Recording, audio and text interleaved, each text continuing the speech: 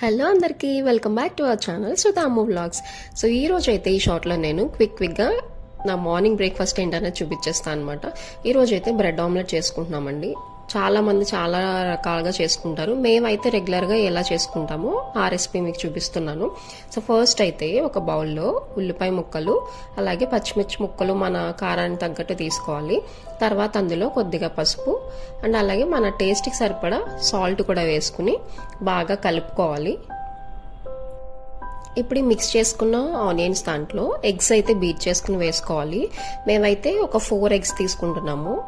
మీ టేస్ట్కి తగ్గట్టు మీకు ఎగ్ ఫ్లేవర్ ఎక్కువ కావాలనుకుంటే కనుక మీరు తీసుకున్న బ్రెడ్ని బట్టి మీకు ఎగ్స్ ఎన్ని కావాలని తీసుకోండి. మేమైతే 5 బ్రెడ్ స్లైసెస్కి 4 eggs అయితే తీసుకున్నాము.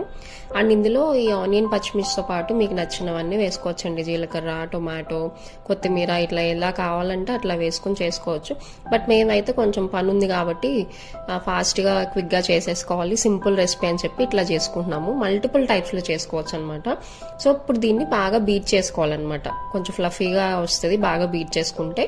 అది బీట్ చేసుకున్న తర్వాత పాన్కి కొద్దిగా ఆయిల్ అప్లై చేసుకోండి. మనకు దీనికి ఎక్కువ ఆయిల్ అయితే ఏం అవసరం ఉండదు.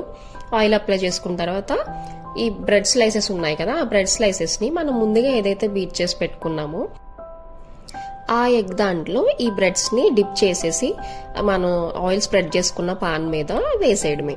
సో ఇట్లా మనకి ఎన్ని కావాలంటే అన్ని బ్రెడ్ స్లైసెస్ని తీసుకుని ఆ ఎగ్ బ్యాటర్లో డిప్ చేసి పాన్ మీద వేసేసుకుని కొంచెం మీకు ఇంకా ఆయిల్ కావాలంటే ఆయిల్ వేసుకోండి. మేమైతే కొద్దిగా స్ప్రెడ్ చేసుకున్నాం అంతే, సరిపోతుంది.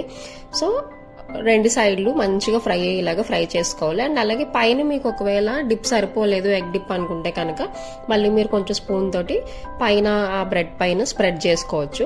సో ఇట్లా 2 వైపులా చక్కగా కాల్చుకోండి. కొంచెం ప్రెస్ చేసి పట్టుకుంటే ఏంటంటే లోపల వరకు బాగా కుక్ అవుతుంది అనమాట. లేదంటే ఎగ్ పచ్చి పచ్చిగా ఉంటుంది కదా, స్మెల్ వచ్చి తినలేం మనం, టేస్ట్ బాగోదు.